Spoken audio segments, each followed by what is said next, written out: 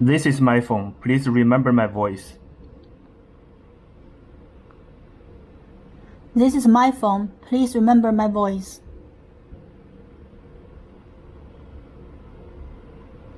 I'm having pasta for dinner tonight.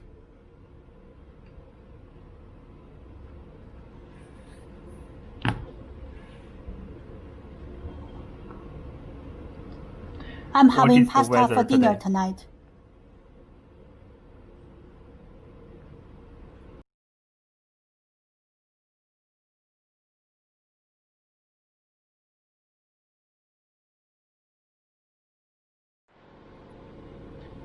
This is me speaking. Please remember my voice.